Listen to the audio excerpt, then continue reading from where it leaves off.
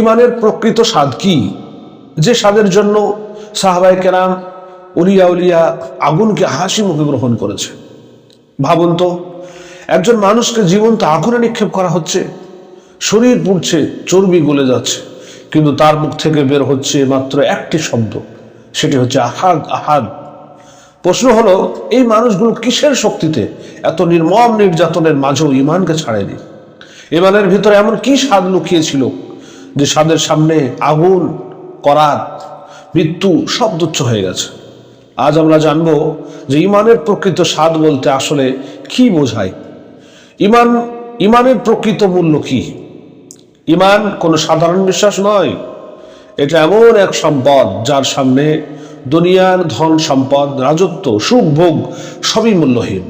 একজন প্রকৃত মুমিন তার জীবন, সম্মান, সম্পদ সব কিছু ত্যাগ করতে রাজি, কিন্তু ইমান থেকে এক চুল পরিমাণ সরে যেতে রাজি নয়। কারণ ইমান হচ্ছে আল্লাহর সাথে সম্পর্ক, সত্যের সাথে অটল অঙ্গীকার, আর জান্নাতে চিরস্থায়ী মুক্তি। আল্লাহ তাআলা ইমানকে উপমা দিয়েছেন এক দৃঢ় গাছের ন্যায়। সূরা ইব্রাহিমে আল্লাহ তাআলা বলেন যে কালিমা তয়্যিবা একটি উত্তম গাছের ন্যায়, যার মূল মজবুত আর শাখা হচ্ছে আকাশে বিস্তৃত। অর্থাৎ ইমানের শিকড় এত গভীরে যে যার কারণে ঝড়, আগুন, নির্যাতন কিছুই একে উপড়াতে পারে না। ইমানের কারণে নির্যাতনের ইতিহাস সাক্ষী আছে। মানুষকে নির্যাতন করা হয়েছে শুধুমাত্র একটি অপরাধে, তারা আল্লাহকে রব বলে মেনে নিয়েছিল। সূরা বুরুজে আল্লাহ তাআলা তার ভয়াবহ দৃশ্যকে এঁকে দিয়েছে, জ্বলন্ত গর্ত, আগুনের কুণ্ড, আর তাতে নিক্ষিপ্ত ইমানদার মানুষ। আল্লাহ স্পষ্ট করে বলেছেন যে তাদের অপরাধ একটাই ছিল, তারা আমার প্রতি ইমান এনে নিয়েছিল, যার জন্যে তাদের এত কষ্ট। লক্ষ্য করুন তো, তারা ইমান ছাড়লে বেঁচে যেত, কিন্তু তারা বেঁচে থাকার চেয়ে ইমান নিয়ে মরাকে বেশি প্রিয় মনে করেছিল। ইমানের স্বাদ কাকে বলে বলুন? এখন আসল প্রশ্ন হচ্ছে যে তারা কেন পারল, আমরা কেন পারি না? কারণ তারা ইমানের স্বাদ পেয়েছিল।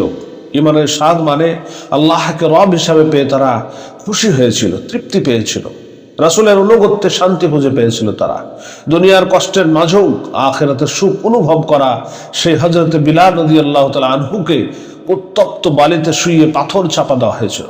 শরীর পুড়ছিল, শ্বাস বন্ধ হয়ে আসছিল, তবুও তার মুখে ছিল একটাই ঘোষণা, আহাদুন আহাদুন। এটাই ইমানের স্বাদ, যে স্বাদ জিহ্বায় নয়, কলিজায় অনুভূত হয়। সাহাবীরা একদিন অভিযোগ করলেন, হে আল্লাহর রাসূল, আল্লাহর সাহায্য কবে আসবে? তখন রাসূলুল্লাহ সাল্লাল্লাহু আলাইহি সাল্লাম বললেন যে আগের উম্মতের মানুষকে করাত দিয়ে দ্বিখণ্ডিত করা হয়েছে, লোহার চিরুনি দিয়ে গোশত আলাদা করা হয়েছে, তবুও তারা ঈমান ছাড়েনি। এরপর রাসূলুল্লাহ সাল্লাল্লাহু আলাইহি সাল্লাম বললেন যে তোমরা তাড়াহুড়ো করছো কেন? অর্থাৎ ঈমানের স্বাদ পেতে হলে সবর, ত্যাগ আর দৃঢ়তা লাগে। আজ আমরা মুসলিম, কিন্তু প্রশ্ন হলো আমাদের ঈমান কি শুধু মুখের কথা, নাকি সেই ঈমান যার জন্য মানুষ আগুনকেও হাসি মুখে বরণ করেছে? ঈমানের প্রকৃষ্ট স্বাদ তখনই আসে যখন আল্লাহ আমাদের কাছে সবার চেয়ে প্রিয় হয়ে ওঠেন। বন্ধুরা আমার,